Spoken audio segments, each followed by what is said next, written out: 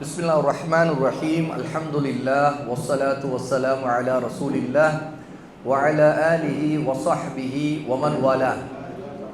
கிதாபு தௌஹீத், தௌஹீதுடைய புத்தகத்தை படித்து அல்லாஹுடைய தௌஹீதை படிக்கக்கூடிய ஒரு வாய்ப்பை அல்லாஹ் நமக்கு கொடுத்ததற்காக அல்லாஹ்வுக்கு நன்றி செலுத்துவோம். இந்த பாதை அல்லாஹ்வின் பாதை என்றால் முழுக்க முழுக்க தௌஹீத், அல்லாஹ்வை வணங்க வேண்டும் என்கிற இந்த படைப்பின் நோக்கத்தை சொல்லக்கூடிய ஒரு புத்தகத்தை நாம் படித்திருக்கிறோம். இந்த புத்தகத்துடைய தனிச்சிறப்பே அல்லாஹ்வின் பெயரை சொல்லி ஆரம்பித்து கௌலுஹு தஆலா வமா ஹலக்துல் ஜின்ன வல் இன்ஸ இல்லா லியஅபுதூன் என்றுதான் இமாம் முஹம்மது இப்னு அப்துல் வஹாப் ரஹிமஹுல்லாஹி தஆலா தொடங்குவாங்க. ஜின்களையும் மனிதர்களையும் என்னை வணங்குவதற்காக தவிர வேறு எதற்காகவும் நான் படைக்கவில்லை. இந்த ஆயா இதுதான் இந்த புத்தகத்துடைய சாரம்.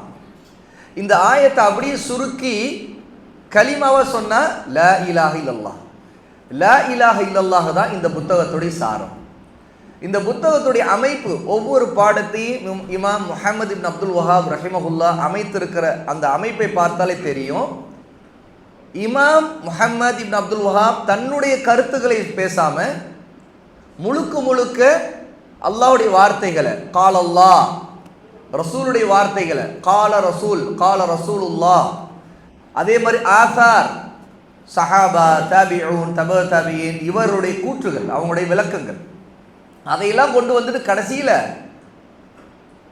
மசாயில், ஃபாயிதா, பலன்கள் என்னென்ன இந்த பாடத்தில், இந்த குர்ஆனுடைய ஆயாத்துகளில், ஹதீஸ்களில் கிடைக்கக்கூடிய படிப்பினைகள், பாடங்கள் என்னென்ன என்பதை குறிப்பிடுவாங்க. அதற்கு சில முக்கியமான கருத்துக்களை, அதிலிருந்து நாம் நினைவில் வைக்க வேண்டியவற்றை தொகுத்து தருவாங்க. இப்படித்தான் முழு புத்தகத்தை அமைத்திருப்பாங்க. ஆகவே தான் இந்த புத்தகத்துடைய மன்ஹஜை கல்வியாளர் உலமா சொல்லுவாங்க, இந்த புத்தகத்துடைய அமைப்பே முதல்ல கால் அல்லாஹ், அல்லாஹ் என்ன சொல்லியிருக்கிறான் என்பதை குர்ஆனுடைய ஆயாத்துகளை முதல்ல முன்வைக்கிறது. இரண்டாவது கால ரசூல், அல்லாஹ்வுடைய நபி ஸல்லல்லாஹு அலைஹி வஸல்லம் என்ன சொல்லியிருக்கிறாங்கிறத முன்வைக்கிறது, ஆதாரம் அடுத்த வகை.